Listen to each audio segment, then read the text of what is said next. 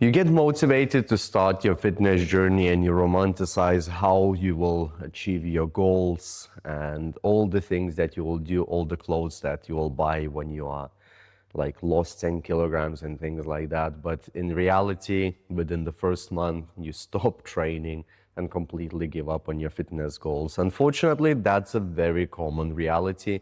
And most people end up going through the same cycle. They get really motivated and they stop training within the first month because they burn out, they don't feel like the plans is working, and they stop and give up. That's completely normal. I watched Ali Abdaal's video yesterday and he had some really powerful explanations and thoughts, which he was talking about his YouTube journey and how he doesn't want to create 95% of the videos that he's creating. And you may be thinking, how is this related to fitness? I think it's very closely related to fitness because most of people don't want to do 95% of the workouts. 1 in 20 times, you are probably motivated enough to do a workout, and that's when you start your fitness training. So you think, New Year, like I'll get really motivated, then you do train through January, and then you give up by February, March, or maybe later in the year. So if we take that, you get motivated for 1 out of 12 months, which is a little bit better rate than being unmotivated to do 95% of the YouTube videos that you do. But overall, the idea is exactly the same. So what we have to realize that most of the time, we don't want to do things that we find uncomfortable. And in a way, me creating these videos is something that I find extremely uncomfortable. And the amount of time that I procrastinate to even set everything up, it's incredibly crazy. Like just to basically delay that time to press record, and instead of recording video, I'm getting ready and getting prepared. So same applies to the working out. If you don't really want to work out, you will end up planning. You'll plan how you will get to the gym, you'll plan what to eat around the gym, and then you will realize you spend all that time planning and preparing that you don't really have time to get to the gym. I believe that 95% of the time people don't really want to train, and that's a normal thing. There's nothing wrong with that. Look, going to the gym is not easy. You're getting sweaty, your muscles are aching, like your joints might be aching. It doesn't sound fun at all. I may not seem very optimistic about training in the gym as a personal trainer through this video, but let me be honest, I'm like on a very different side of spectrum when it comes to the gym, but I'm on the same boat as you guys are when it comes to recording. So I do like training. I do like training people. I don't like creating videos and marketing. However, we have to realize that this is a necessary evil. So for you, training and exercise is a necessary evil for your overall health. And I'm not even talking about physical health, about muscular health. I'm talking about mental health as well, because there's a lot of value in pushing yourself through the things that you don't want to do and being uncomfortable, which you know will be beneficial to you. And quite often I hear from my clients that, oh, I didn't feel like I wanted to come today and I was about to cancel, but then they come in. It's a brave move and it's amazing. Like, what you have to understand what happens after, they're mostly like, oh, I feel happy and more energized. And this is the thing that we have to associate workouts with. Like most people, you go to the gym to fuck yourself up. But that's not really why training is there for. So if you think that you'll go there to get tired and fuck yourself up to the point where you cannot walk for the next 3 days, then you will not want to go to the gym those 95% of the time. But if you reduce the training volume and do a little bit less, you will end up feeling better when you leave the gym than when you came in. And the idea is that you will associate that feeling to go to the gym, so you're less likely of not wanting to do that. You will still have days where your inner bitch is complaining about doing something that you find uncomfortable.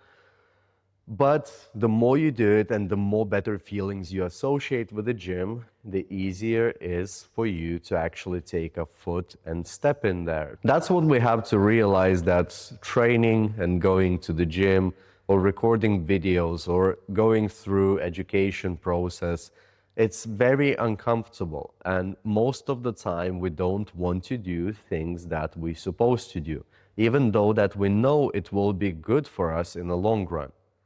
But we choose some easier ways, like to get around it. We find excuses, we find things to put in the way and basically avoid doing that. But if you mentally lock yourself and direct yourself in the direction like where I need to go to the gym, or one part is commitment and accountability to yourself, but then you can also go another way where you just associate gym with feeling good, and by going there you may be doing a little bit less, but you're always leaving feeling better.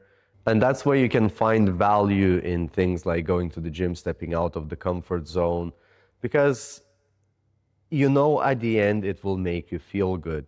And like I said, for me, exactly same thing with talking to camera. I'm scared doing that, and I'm always scared of doing those videos, because what if I don't express myself the right way? There's potentially hundreds of people that can see that, but in reality it's going to have 3 views, and I have no problem with that. It's part of the journey, but it's very uncomfortable, and excuse is very easy here. No one will be watching anyway, so what's the point of doing that? So you may be thinking about same thing about the gym. No one really cares about my fitness goals, and I may just not do it. But the thing is, like, the only person that has to care about your own goals and your progress is you. There's no one else that will come to save you. There's no one else that will achieve those goals for you. And there's no one else that will make those commitments in the same way as you do. So you have to think about, I'm doing this for myself, for my own health. I need to prioritize my health, basically. If I'm coming back to my video creation example, by creating those videos, I'm prioritizing my business. I'm investing time in building a skill set or in communicating better to camera, so I can deliver more value to people in a clearer, more engaging, and more interesting way. Now, if we come back to fitness, imagine if you're stronger. I've seen a crazy reel going around where on the football field, there was an athlete who was injured, and you see 2 or 3, I think, paramedics running. And those 3 paramedics, they're overweight, they can barely run across the football field. And some of the footballers just ran, took the medical equipment and ran back because they needed to help an athlete in emergency. So you see, like, with your fitness, when the crisis comes, it's much better if you are fit than you're not.